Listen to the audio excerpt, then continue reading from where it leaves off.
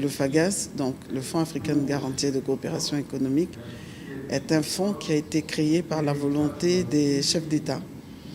Et il regroupe donc 14 pays d'Afrique. Nous avons nos 8 pays de l'Afrique de l'Ouest. Nous avons au niveau de l'Afrique centrale le Cameroun, le Congo, le Tchad et la Centrafrique. Nous avons également le Rwanda. Et enfin, nous avons la Mauritanie. Donc nous sommes sur 4 zones monétaires distinctes. Et c'est aussi cela la beauté d'un fonds comme le FAGAS. Le fonds, clairement, intervient dans un contexte que nous appelons une stratégie partenariale avec les banques, ou même les SGI, ou même les institutions de microfinance, pour accompagner les PME qui sont elles-mêmes clientes de ces entités-là.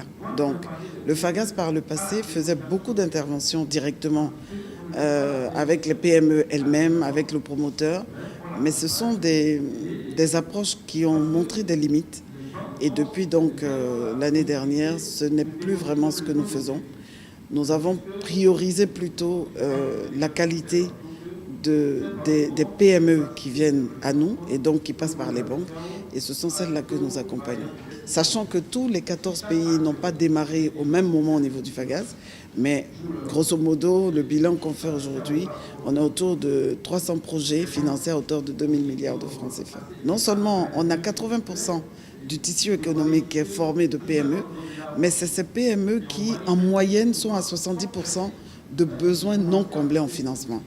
Donc, je pense que quand on a ces ratios, rapidement, et quand on est en train de décrire une stratégie où on veut accompagner véritablement le système économique dans un pays, on est naturellement dans une zone qui n'est pas une zone de confort, parce que le secteur des PME, c'est aussi le plus risqué. Et c'est aussi pour ça que les banques n'y vont pas de façon un peu plus marquée que dans d'autres types d'industries ou d'entreprises. Mais nous sommes persuadés qu'en mettant nos efforts ensemble, aussi bien les banques, les SGI, les garants que nous sommes, nous avons un levier formidable. Parce qu'on a de la marge avec tout ce qu'on a comme tissu de PME.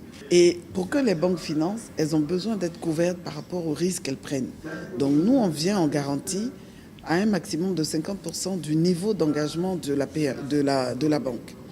Ce qui veut dire que dans un projet, quand le promoteur vient avec son projet et qu'il a des fonds propres qu'il injecte dans le projet, nous, on partage le reste du risque avec la banque. Ce qui fait que la banque est plus encline à financer le projet, parce que justement, avec la garantie financière que nous lui octroyons, aujourd'hui, il y a ce qu'on appelle les normes bâloises qui lui permettent également d'être couvert vis-à-vis des règles de la commission bancaire et donc de faire encore plus de crédit.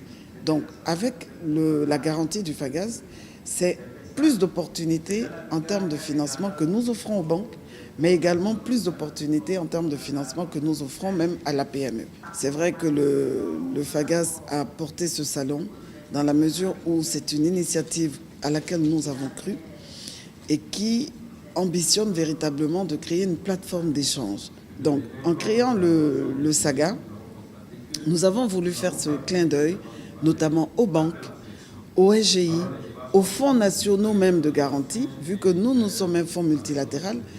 Mais le métier de la garantie, il est capital quand vous avez cette communication avec les banquiers.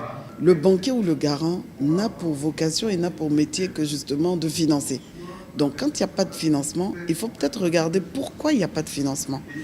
Et dans les ébauches de solutions, je pense qu'un salon comme celui que nous sommes en train d'animer aujourd'hui, il va servir justement à créer cette plateforme où on va regarder de part et d'autre qu'est-ce qu'il faut qu'on change pour pouvoir efficacement aller corriger le déficit qu'on a en termes de financement.